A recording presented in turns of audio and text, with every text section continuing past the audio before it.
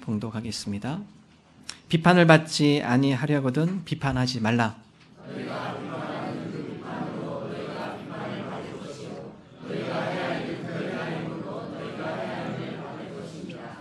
어찌하여 형제의 눈 속에 있는 티는 보고 내 눈 속에 있는 들보는 깨닫지 못하느냐.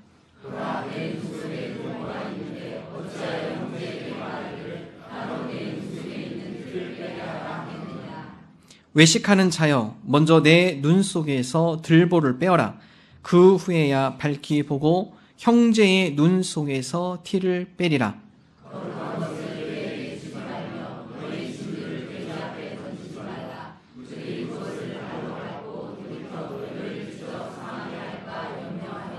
아멘. 한 여인이 공항에서 비행기를 갈아타려고 기다리고 있었습니다. 그런데 시간이 너무 많이 남아서 이 여인이 책 한 권과 과자 봉지 하나를 샀습니다.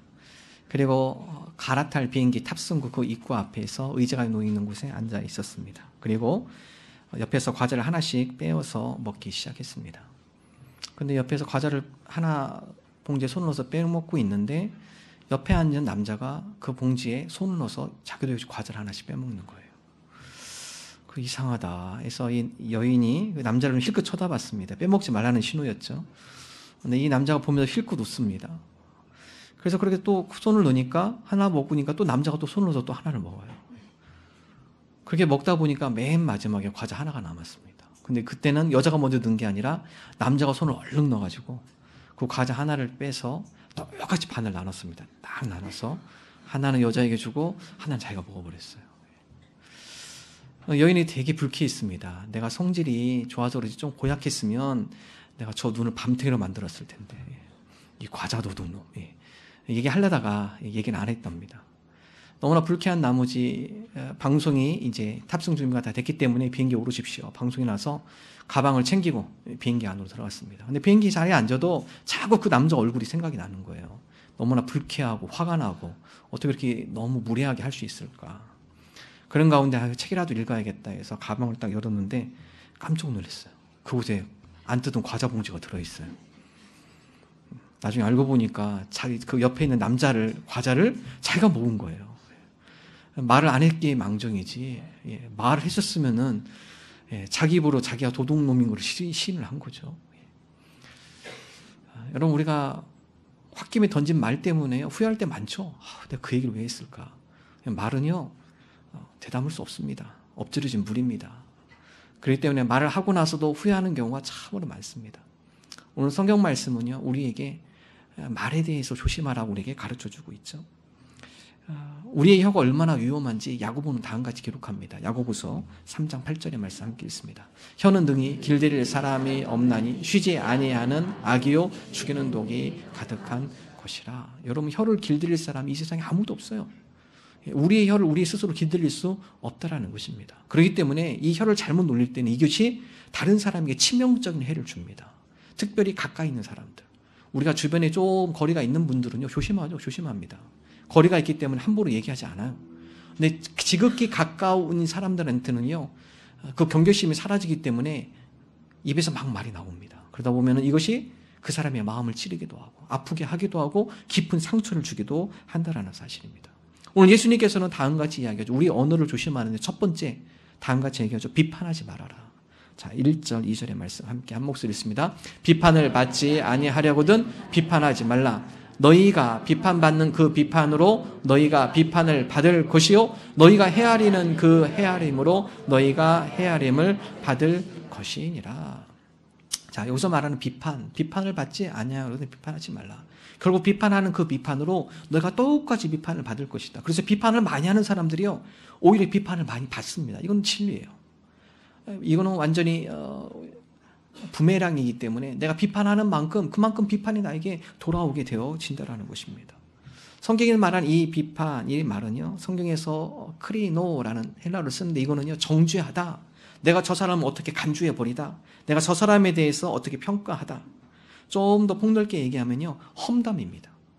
저 사람에 대해서 내가 험담을 하거나 저 사람에 대해서 내가 흉을 보거나, 성경은 그런 걸 하지 말라는 거예요.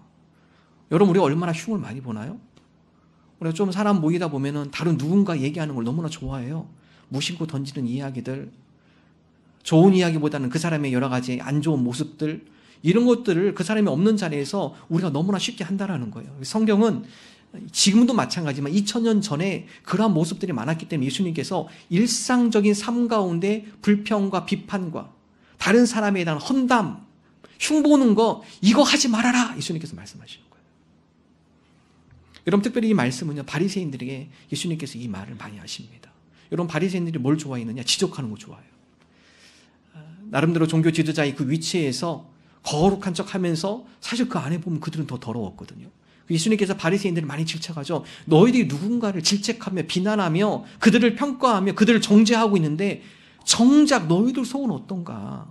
오히려 너희 속을 보니까 더 더러워요. 더 추악한 곳이 많아요. 다른 사람보다 더 욕심과 탐심으로 가득 차 있는 그들의 속에 더러운 모습을 예수님께서 지적하시죠. 그래서 예수님께서 바리새인들을 향해서 첫 번째 지적한 건 외식하는 자들아. 겉으로 네가 거의들이 거룩한 척, 올바른 척하지만 그러나 너희의 속모습, 가면을 벗겨보니까 완전히 그 가운데 불법과 온갖 더러운 것들이 가득 차 있구나. 사람은요 다른 사람 볼 때는 다 숨깁니다. 정작 자기의 진짜 모습은요 혼자 있을 때, 혼자 집안에 혼자 있을 때, 사무실에 혼자 있을 때, 그때 나의 모습이 진짜의 모습입니다. 바리새인들 사람들 여러 배 있을 때는요 공경한 척 했습니다. 그러나 그들의 속의 모습을 다 꿰뚫어 보신 예수님께서 속에 더러운 것이 가득 차 있구나, 회칠한 무덤 같다, 거슴 번지를 내요. 여러분 이스라엘은 우리나라처럼 땅을 파는 무덤이 아닙니다. 큰 바위가 있으면은 그 바위를 뚫어서 거기다가 무덤을 만들어요. 그리고서 그 무덤 밖에는요 좀 돈 있는 사람들은 횟가루, 석회가루를 사와가지고 무덤을 하얗게 색칠해 놓습니다. 그러면요 햇빛에 반사되면요 무덤이 빛나요. 햇빛에 반짝반짝 빛나요. 멋있죠? 그런데 그 안은 어떻습니까? 온갖 바이러스와 온갖 냄새와 균들과 벌레들이 그 안에 가득한 거죠. 겉에서 봤을 땐 번질나지만 그 안에는 온갖 안 좋은 바이러스, 더러운 것들로 가득 차 있는 너희들이요. 그래서 회칠한 무덤 같다. 심지어 독사의 자식들. 독사가 뭐죠? 물면요 독이 퍼지는 겁니다. 그들의 이야기 한마디 한마디를 사람들에게 상처를 주고 아픔을 주고 너희들이 입을 조심해야 한다. 말을 조심해야 한다. 마가복음 7장에 보면 예수님께서 사역하시다가 게네사렛 지역에서 사역하시다가 병자들을 위해서 치유하고 또 그들을 위해서 기도하는 가운데 제자들이 너무나 배가 고파요. 그 제자들이 그 가운데 빵이 오여서 얼른 가가지고 손으로 빵을 집어 먹었습니다. 바리새인들이 옆에서 그걸 지키고 있어요. 그래서 그 현장을 목격하고 예수님께 달려갑니다. 예수님 보십시오. 당신의 제자들이 예의가 없습니다. 당신의 제자들이 율법을 잘 지키지 않습니다. 모세의 율법, 장로들의 전통에 의하면 우리는 항상 음식을 먹기 전에 손을 깨끗이 씻고 거룩한 모습, 자세를 갖고 우리가 음식을 먹는데 당신의 제자들을 보시오. 허겁지겁 먹는 거 보십시오. 손도 안 씻고. 예수님께서 바리새인들, 서기관들에게 다음과 같이 얘기하죠. 너희가 하나님의 계명은 버리고 장로들의 전통을 지키려고 애쓰고 있구나. 자, 마가복음 7장 8절 함께 읽어보겠습니다. 너희가 하나님의 계명은 버리고 사람의 전통을 지키느니라. 사람한테 보이려고 하는 그 전통 귀히 여기면서 하나님께서 귀히 여기시고 하나님 꿰뚫어보고 계시는 너희의 속마음, 그거는 너무나 그걸 청결시키기 위해서 노력은 하지 않는구나. 하나님의 계명을 지키기 위해서는 하나님께서 기뻐하시는 것을 행하기 위해서 너희 노력하는 것이 아니라 장로들의 전통, 눈에 보이는 그것 형식적인 것에 너희가 너무 얽매여 있다. 예수님께서 그들에게 지적하죠. 정말 더러운 게 뭔지 알려줄까? 손을 안 씻고 빵을 먹는 게 더럽다고? 그래, 그보다 더 더러운 게 무엇인 줄 아는가? 너희들의 속마음이다. 손이 더러운 것이 아니라 너희들의 마음속이 더 여러 가지 더러운 것들로 채워져 있다. 자, 마가복음 7장 20절 23절 함께 읽습니다. 또 이르시되 사람에게서 나오는 그것이 사람을 더럽게 하느니라. 속에서 곧 사람의 마음에서 나오는 것은 악한 생각, 곧 음란과 도둑질과 살인과 간음과 탐욕과 악독과 속임과 음탕과 질투와 비방과 교만과 우매함이니 이 모든 악한 것이 다 속에서 나와서 사람을 더럽게 하느니라. 정말 더러운 게 뭔가요? 여러분, 우리 속만큼 더러운 거 없습니다. 우리의 속은 늘 이렇게 오염되어 있어요. 예수님께서 지적하는 거죠. 너희들이 외형적으로 거룩한 척하지만 너희들의 속마음 보니까 너무나 지저분한 걸, 너무나 더러운 것들로 가득 채워져 있는 걸 예수님이 그것을 지적하는 것이죠. 여러분 특별히 더러운 것 중에 22절 한번 볼까요? 22절에 보면은요. 간음, 탐욕, 악독, 속임, 음탕, 질투 뭐 들어갑니까? 비방이에요. 비방. 비방이 비난입니다. 정죄하는 거. 다른 사람에 대해서 비방, 험담하는 거. 다른 사람들에 대해서 흉보는 거. 성경은 이것을요. 죄라고 정의하고 있습니다. 우리가 일상생활에 너무나 쉽게 얘기하죠. 어떤 분이 그런 얘기 하더라고요. 한국 사람 혼자 있으면 낮잠 자고 둘이 있으면 고스톱 치고 3명이 모이기 시작하면 험담하기 시작한다. 다른 사람 한 사람 세워놓고 막 그 자리에 없는 사람 누구 막 험담하기 시작한다는 거예요. 여러분 우리가 그러한 모습들이 다 있습니다. 성경은 험담케 죄라고 정의하고 있어요. 나도 모르게 험담이 나올 때 생각하세요? 내가 지금 죄 짓고 있네? 내가 험담할 때 내가 지금 죄 짓고 있어. 여러분 생각하셔야 돼요. 화제를 바꿔주십시오. 여러분이. 사람이 오면 누군가 험담할 때 여러분이 주제를 바꿔주시면 돼요. 우리 그 사람 얘기하는 것보다 다른 주제를 가지고 여러분이 흐름을 바꿔줄 수도 있는 겁니다. 하나님 우리가 다른 사람을 비방하거나 다른 사람을 흉을 보는 거나 다른 사람에 대해서 내가 무엇을 안 좋은 이야기를 하는 것 하나님 그것이 바로 죄인 것을 인식하게 하시고 우리의 입술이 그러한 입술로 사용되지 않도록 우리를 주님께서 주관하여 주옵소서. 여러분 성경은요 우리의 말이 칼과 같다는 표현을 합니다. 잠언 12장 18절 전반에 한번 볼까요? 한번 읽어볼게요. 칼로 찌름같이 함부로 말하는 자가 있거니와. 칼로 찌름같이 함부로 말하는 자가 있다. 그래서 함부로 말하는 것 이것은요 마치 칼로 찌르는 거예요. 다른 사람을 그 가운데서 험담하며 흉을 보며 그를 비난하며 여러분 이거는요 그 사람에 의해서 우리가 칼을 겨누는 것과 똑같다는 말씀이죠. 그래서 잠언 12장 18절 후반절에 칼로 찌름같이 함부로 말하는 자가 있거니와 지혜로운 자의 혀는 양약과 같으니라. 우리가 지혜로운 자의 혀가 되기를 원합니다. 우리가 함부로 찌르는 칼 같은 자가 되지 않게 하시고 우리의 입술이 우리의 표현이 다른 사람들의 아픔을 치료해주고 그들을 격려해주고 또 그들에게 용기를 북돋워주는 그런 양약과 같은 입술이 되게 하여 주옵소서. 여러분 그러기 위해서는요 우리 언어를 바꿔야 돼요. 여러분 우리 언어는 어디서 시작이 되는가? 저 오늘 설교 제목으로 삼습니다만 말은 마음의 거울입니다. 우리의 언어는 어디서 시작이 되느냐? 우리 마음과 생각에서 시작이 됩니다. 그러므로 우리 언어가 바뀌기 위해서는 우리의 마음과 생각을 바꿀 필요가 있어요. 마음과 생각이 바뀌지 않는데 언어만 바뀐다? 그 바리새인이에요. 바리새인. 옆에서 볼 때는 그렇죠. 그러나 그들의 속에는 늘 안정으로 채워져 있죠. 그러므로 우리의 언어가 비난과 비평과 험담의 언어가 아니라 생명을 살리는 언어, 힘을 주는 언어, 믿음의 언어, 영성의 언어가 되기 위해서는요 우리의 생각과 우리의 마음이 바뀌어야 합니다. 하나님 우리의 생각과 우리의 마음이 하나님께 감사하는 마음으로 채워지게 하시고 주의 은혜로 채워지게 하여 주셔서 우리의 입술이 우리의 마음과 생각을 반영하여 감사하는 입술이 되게 해 주옵소서. 위로하고 격려하는 입술이 되게 하여 주옵소서. 그래서 빌립보서는 다음과 같이 이야기하죠. 빌립보서 4장 6절 7절 함께 읽습니다. 아무것도 염려하지 말고 다만 모든 일에 기도와 간구로 너희 구할 것을 감사함으로 하나님께 아뢰라. 그리하면 모든 지각에 뛰어난 하나님의 평강이 그리스도 예수 안에서 너의 마음과 생각을 지키시리라. 자, 마음과 생각을 지키는 게 중요해요. 근데 이게 어디 안에서 가능한 거죠? 예수 안에서 가능한 겁니다. 여러분 다 좋은 생각, 좋은 마음 갖고 싶죠? 여러분 청소년 평균에 의하면요. 청소년들이 요즘 욕을 많이 하잖아요. 뭐 SNS, 뭐 애들 그 가운데 댓글 다는 거 우리가 알지 못하는 용어들 많이 쓰잖아요. 조사해 보면 청소년들의 입에서요. 평균적인 겁니다. 평균적인. 우리 교회 자녀들은 안 그럴 줄로 좀 믿습니다만. 평균적인 걸로. 40초에 한 번씩 욕을 한대요. 40초. 40초에 한 번꼴에 욕하는 게요. 그래서 여러분 청소년들 대화하다 보면 욕이 안 섞이면요. 이 대화가 잘 안 된다. 이상하대요. 대화할 때 자꾸 이게 욕이 섞이면 이게 조금 대화가 되는데 이 욕을 안 섞으면요. 이 대화가 안 된대요.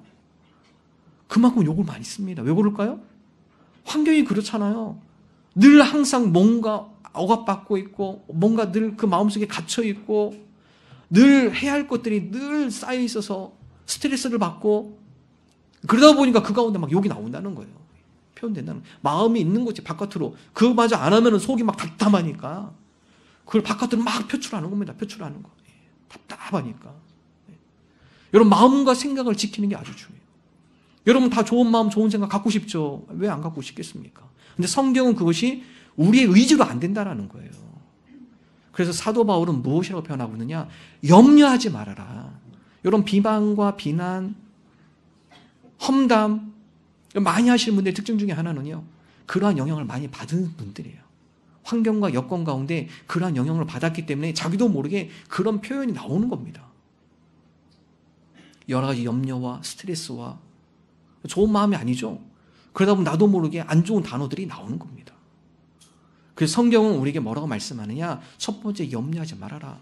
염려하지 않기 위해서 어떻게 하라고요? 감사함으로 하나님 앞에 아뢰라고 말씀하고 있습니다. 감사함으로 하나님 앞에 너희 아뢰일 것을 감사함으로 하나님 앞에 아뢰라. 그래야만 하나님께서 그리스도 안에서 너희 마음과 생각을 지켜주신다. 모든 지각에 뛰어난 하나님의 평강, 하나님의 평강이 그리스도 예수 안에서 너희 생각을 지켜줄 것이고 너희 마음을 지켜줄 것이고 그걸로 인해서 우리 입술이 비난과 불평과 불만과 다른 사람에 대한 험담의 언어가 아니라 감사의 언어, 다른 사람을 격려하는 위로의 언어, 칭찬의 언어, 격려의 언어, 생명을 살리는 영성의 언어, 믿음의 언어가 되어질 것이다. 오늘 저와 여러분이 그러한 사람이 되기를 원합니다. 하나님, 우리의 생각과 우리의 마음을 내가 지킬 수가 없습니다. 내가 하나님 앞에 감사함으로, 내가 하나님 앞에 기도함으로 염려를 내려놓고 감사함으로 하나님 앞에 기도하며 나아가겠습니다. 여러분, 감사도 습관이에요, 습관. 불평도 습관이고요. 감사도 습관입니다. 불평만 계속하는 사람은요, 불평이 계속 늘어납니다. 나 감사를 많이 하는 자는요, 그 가운데 감사가 더 채워지고 감사의 언어가 나오기 시작해요. 제가 칼럼에 썼습니다만 저희가 11월 17일은 추수감사주일이에요. 11월은요, 추수의 계절이기도 하지만요, 감사의 달입니다. 하나님께서 한 해 동안 베풀어 주신 그 은혜를 기억하며 추수의 열매 결실, 또 한 해를 되돌아보며 지금까지 지내온 하나님의 은혜를 기억하며 하나님 앞에 감사함으로 올려드리는 감사의 달이에요. 여러분, 감사의 마음이 넘치기 위해서는요, 우리가 감사 훈련할 필요가 있어요. 그래서 여러분, 매일 세 줄 감사, 감사일기. 제가 우리 목장에서 여러분 나눠주시기 바랍니다. 2주간이에요, 2주간. 오늘부터 17일까지. 하나님, 우리 삶 가운데 감사로 우리가 주님 앞에 고백하기 원합니다. 여러분, 감사는요, 보물찾기예요, 보물찾기. 잘 보시면요, 감사거리가 많습니다. 근데 우리가 안 찾아서 그래요. 여러분, 오늘부터 우리가 실행해 보기를 원합니다. 우리 삶 가운데 감사할 것이 무엇인지, 감사거리가 어떤 것들이 있는지. 여러분, 특별히 이것을 목장에서 나누고 또 팀사역 카톡방에서 나누고 이유가 있어요. 왜냐하면 감사는 배우기 때문에 그렇습니다. 다른 어떤 누군가가 감사의 고백을 하면 그것은요, 타인에게, 그걸 보는 다른 사람들에게 잔잔한 감동이 돼요. 아하. 그래서 감사를 표현하는 것은요, 다른 사람들에게 좋은 영향을 주는 겁니다. 예전에 제가 우리 성도님 가운데요, 1월 2일 날 첫 출근하는데 정사에 다니시는 분인데요. 출근하시는데 타이어가 펑크 났어요. 애들 뒤에 태우고, 청사에 어린이집 넣어야 하니까 애들 2명 태우고 운전하고, 주차장 딱 도착했는데 내려보니까 자동차가 펑크 났어요. 펑크. 1월 2일 첫 출근, 1월 2일 날. 근데 그분이 그날 하루를 보면서 메일을 주셨더라고요. 감사거를 찾더라고요. 하나님 감사합니다. 첫 번째, 도로에서 펑크 났으면 애들도 힘들고 다 힘들었을 텐데 주차장까지 도착해서 펑크가 나서 너무 감사합니다. 감사거를 발견하는 거죠. 하나님 또한 감사합니다. 아이들과 함께 더불어서 첫 출근하는 날이지만 이 계기를 통해 한 해도 조심해서 주의하라는 경고로 하나님께서 이러한 일들을 저한테 깨닫게 해주셔서 한 해를 조심스럽게 시작할 수 있는 마음을 주셔서 하나님 감사합니다. 여러분, 어떻게 생각해 보면은 불평할 수도 있어요. 근데 뒤집어 생각해 보면은요, 그것이 감사의 제목으로 바뀔 수 있는 겁니다. 여러분, 그래서 감사는 보물찾기예요, 보물찾기. 하나님께서 우리 가운데 숨겨놓으신 여러 보물들을 우리가 찾는 겁니다. 여러분, 그런 것들을 나눔으로 감사를 배우는 거예요. 야, 저분은 저런 환경과 여건에서도 감사거리를 찾아내는구나. 감사는 전염성이 있어요. 그 감사를 통해 다른 사람들이 감사를 배우고 어떻게 무엇을 감사해야 할지 그것을 깨닫게 되는 것이죠. 그래서 여러분, 우리가 하나님, 우리의 마음이 감사로 물들어지기를 원합니다. 우리의 생각이 감사로 물들어지기를 원합니다. 하나님, 우리가 감사한 마음이 채워져서 우리가 수수감사주일에는 마음속 깊은 곳에서 하나님 앞에 감사의 마음으로 드리는 그런 감사의 축제가 되어지게 하여 주옵소서. 여러분, 감사가 많아질 때요, 자연적으로 불평과 불만은요, 우리 마음에서 물러가게 되어 있습니다. 우리 입술이 남을 험담하고 비난하는 입술이요, 그 사람을 격려하고 그 사람을 칭찬하고 그 사람을 위로하고 그 사람을 살리는 생명의 언어로 우리가 쓰임받게 되어집니다. 오늘 저와 여러분이 그런 하나님의 사람이 되기를 원합니다. 우리의 언어가 생명을 살리는 언어가 되기를 원합니다. 우리의 언어가 감사의 언어로 다른 사람에게 감동을 전해주는 그러한 언어가 되기를 원합니다. 이러한 감사의 삶을 살아가는 우리 모두 되기를 주님의 이름으로 축원합니다. 두 번째, 오늘 말씀 보면 예수님께서 다른 사람 눈 속에 있는 티는 보지 말고 오히려 너 눈 속에 있는 들보를 봐라. 들보를. 이거는 자기 성찰이에요. 다른 사람을 판단하기 전에 너의 잘못은 무엇이니 그것을 오히려 성찰하는 것이 더 중요하다. 자, 5절 말씀이 함께 읽습니다. 외식하는 자여, 먼저 내 눈 속에서 들보를 빼어라. 그 후에야 밝히 보고 형제의 눈 속에서 티를 빼리라. 외식하는 자여, 먼저 내 눈 속에서 들보를 빼라. 그 후에야 형제의 눈 속에 티를 빼리라. 예수님께서 그 전에 뭐라고 말씀하시냐? 너희들이 다른 사람 눈 속에 있는 티는요, 먼지입니다. 조그만 먼지. 눈에 잘 보일 듯 말 듯, 보일 듯 말 듯. 그런데 그거는 너무 잘 봐요. 다른 사람의 조그만 잘못은 너무나 잘 보고 지적을 잘해요. 근데 정작 자기의 잘못은 안 보여요. 자기는 더 큰 잘못을 하고 있는데도 자기의 잘못은 전혀 보이지 않아요. 들보는 뭐죠? 기둥입니다. 기둥. 자기의 잘못은 이런 기둥같이 어마어마하게 많은데 이거는 안 보이고 다른 사람 조그만 잘못, 그것을 너무나 잘 보는구나. 그거 보기 전에 너의 잘못을 먼저 빼내. 너의 잘못을 먼저 반성해. 예수님 말씀이죠. 여러분, 우리가요, 이 훈수두기 좋아하잖아요. 다른 사람 지적하는 거 좋아하고요.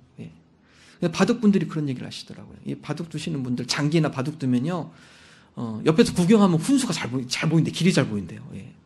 자기가 둘 때는 잘 안 되는데요, 옆에서 이렇게 보면은요, 너무 잘 보인대요. 이 사람의 심리가 그렇습니다. 우리나라 국가대표 축구하면요, 전 국민이 다 국가대표 감독들입니다. TV 보면요, 얼마나 옆에서 막 작전을 다 하는지 그 감독보다 한 수 다 위에요. 저 선수 넣으면 안 된다. 저렇게 패스하면 안 된다. 근데 본인이 하라고 못해. 자기는 잘 못해요. 우리 훈수를 많이 두고요. 다른 사람 하는 것에 대해서 참견을 많이 하려고 하고요. 근데 그거 절대 좋지 않습니다. 다른 사람이 부탁을 하지 않는 이상은 충고, 조언 절대 하지 마세요. 우리가 충고하려고 하고 조언하려고 하는데 그거 절대 하지 마세요. 해도 받아들이지 않습니다. 저 사람이 부탁할 때 그때 조언하면 괜찮지만 내가 너를 위해서 하는 얘기인데 이런 얘기 하지 마세요. 안 받아들여요. 오히려 그 사람을 더 마음을 상하게 할 수 있습니다. 그 모습을 보고 오히려 자신을 성찰하라는 거예요. 나에게는 그러한 모습은 없는가? 나도 저 사람처럼 저런 과오를 범하고 있진 않는가? 내 자신을 먼저 성찰하고 내 속에 있는 잘못을 먼저 고치는 것이 중요하다는 것입니다. 어느 마을에 늘 웃음소리가 있는 집이 있었습니다. 그리고 근데 그 옆집은요, 맨날 싸우고 시끄러운 소리가 들려요. 그래서 그 옆에 늘 다툼이 있는 그 집안의 아빠가, 야, 우리도 저 옆집에 늘 웃음소리 있고 화목하게 보이는 저 가정처럼 살아면 좋겠다. 그래서 이 아빠가 옆집을 갑니다. 옆집을 가서 물어봅니다. 아니, 어떻게 이 집은 늘 웃음이 있고 늘 행복이 있고 그렇게 화목합니까? 그 비결을 좀 우리에게 알려주십시오. 글쎄요, 그 비결이 있나요? 그러면서 차를 마시고 있는데 갑자기 그 집의 딸 아이가 접시를 뺐다가 접시를 놓쳤어요. 바닥에 쨍그랑 깨지잖아요. 그래서 딸이 죄송합니다 이렇게 얘기하고 계시는데 제가 접시를 죄송합니다 이렇게 얘기하니까 그 엄마가 얼른 와가지고 이거 나 때문이야. 내가 그때 접시를 보면 접시가 조금 삐쭉 나와가지고 저걸 이제 제자리 잘 줄을 맞춰 넣어야겠다 하면서도 내가 그때 그 줄을 안 맞춰놓고 그냥 무심코 지나갔는데 나 때문에 그러네. 아이고, 딸 안 다쳤니? 그 옆에 있던 아빠가 벌떡 일어나가지고 아이고, 나 때문에 그래. 그 접시에 받치는 그 기둥이 조금 기울어졌는데 내가 그걸 고쳐야지 하면서도 지금까지 고치지 않았기 때문에 이 일이 일어난 거야. 아이고, 나 때문에 그래. 미안해. 이 남자가 아무 말 안 하고 나왔대요. 그냥. 아하, 비결은 이거구나. 다른 사람을 지적하는 게 아니라 나의 성찰, 나 때문에 이것이 비결이구나. 여러분, 그렇습니다. 너 때문에 안 돼. 네가 없으면 좋겠어. 이거는요, 망하는 조직입니다. 회사에서, 일터에서, 어떤 공동체든 잘못을 자꾸 다른 사람에게 돌리는 거는요, 그 공동체 신뢰를 깨는 거예요. 그 공동체의 금이 가게 만드는 겁니다. 그러나 다른 사람의 허물까지도 받아주고, 또한 그러한 것들이 다른 사람한테 피해가 되지 않도록 내가 먼저 솔선수범으로 그 가운데 반응해 주는 것.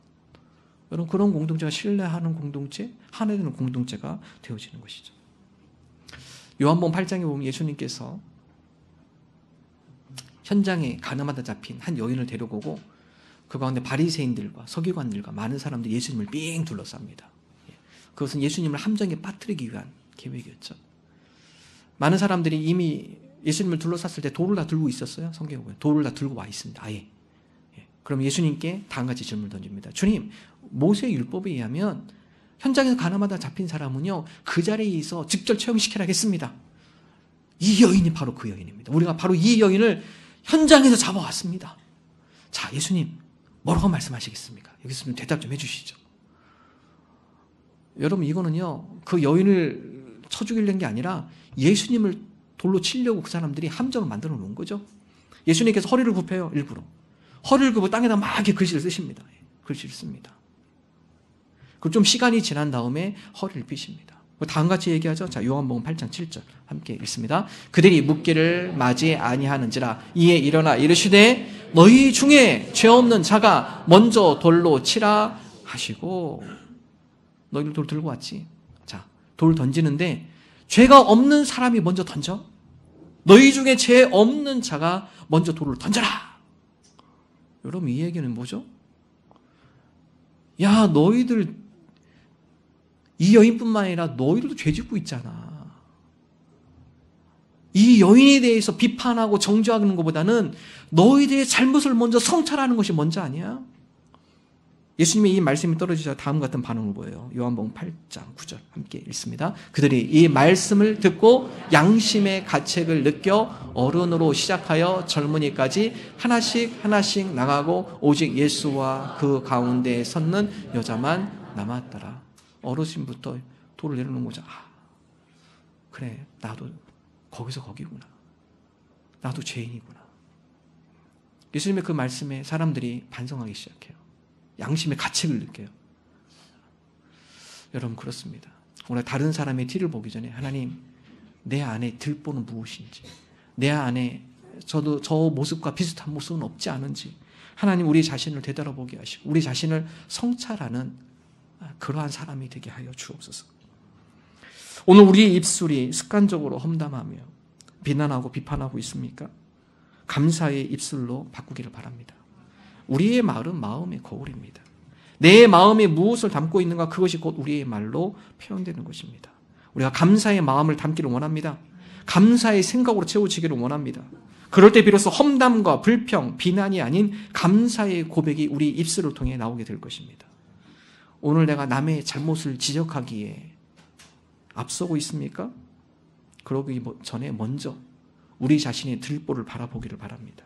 나의 잘못을 먼저 깨닫고 그 들보를 주님 앞에 내려놓기를 원합니다. 남을 정죄하는 것이 아니라 나 자신의 잘못을 먼저 하나님 앞에 회개하며 다른 이들을 세워주고 격려하는 믿음의 사람으로 살아가는 우리 모두 되기를 주님의 이름으로 축원합니다.